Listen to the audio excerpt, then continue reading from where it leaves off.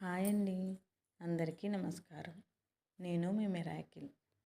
ఈరోజు కొన్ని కూరగాయలు హార్వెస్ట్ చేద్దామండి. మా అక్క పిల్లలు వచ్చారు, వాళ్ళతో కట్ చేపిస్తున్నా. టమాటాలు కొన్ని ఉన్నాయి, అవి కట్ చేస్తుంది చూడండి. మొత్తం గడ్డి పెరిగిపోయి అందులో కనిపించట్లేవు, దూరి దూరి కట్ చేయాల్సి వస్తుంది. ఇవేమో బెండకాయలు, అందులో బెండకాయ చెట్టే కనిపించట్లేదు, వెతికి వెతికి కట్ చేయాల్సి వస్తుంది. పిల్లలకి ఊరికి మొబైల్స్ చేతిలో పెట్టేసి వదిలేస్తూ ఉంటారు. అలా కాకుండా మనం ఇంట్లోనే 2 కుండీలు లేకపోతే ఒక చెట్టు 2 చెట్లు వాళ్ళతో పెట్టిపిచ్చి కూరగాయలైనా లేకపోతే పూల చెట్లైనా ఏదైనా వాళ్ళకి నచ్చింది చెట్టు ఏదైనా పెట్టిపించి వాటికి రోజు మార్నింగ్ లేవగానే వాటర్ పోయడం, వాటి ఎండిపోయిన ఆకులు రాలితే తీయడం, పండిపోయినట్లు ఉంటే వాటిని కట్ చేపియడం, వాటికి ఏమైనా కాయలు కాస్తే వాటిని కట్ చేపియడం, వాటి గ్రోత్ చూపించడం అన్నీ చేస్తుంటే వాళ్ళకి మొబైల్ అలవాటు పోయిద్దనమాట.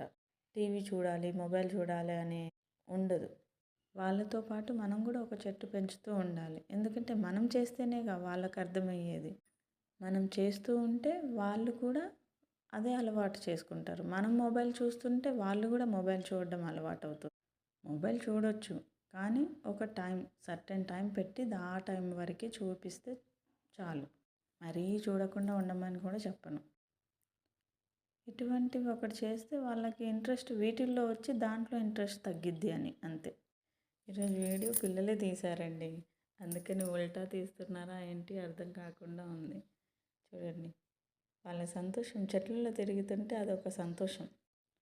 హాలిడేస్కి వచ్చినప్పుడు ఇలా వాళ్ళతో చేపిస్తూ ఉంటే వాళ్ళకు ఒక యాక్టివిటీ లాగా ఉంటుంది. కొన్ని టమాటాలు, కొన్ని బెండకాయలు, ఇప్పుడు గోంగూర, కొంచెం తోటకూర కూడా తెంపాము. కెమికల్ లేకుండా పండిస్తున్నాముగా, చాలా టేస్టీగా ఉన్నాయి. తనకి గంగపాయల కూర అంటే ఇష్టం, నన్ను వండమనింది. వాళ్ళు వెళ్ళిపోతున్నారని కట్ చేసి ఇంటికి తీసుకెళ్ళమని చెప్పాను, అక్కడ మమ్మీతో వండిపించుకోమని. ఎంత సంతోషంగా చేస్తున్నారు చూడండి. ఇలా ఉంటుంది, మైండ్ కూడా హ్యాపీగా అవుతుంది. ఓకే అండి, నెక్స్ట్ వీడియోలో కలుద్దాం. Bye bye.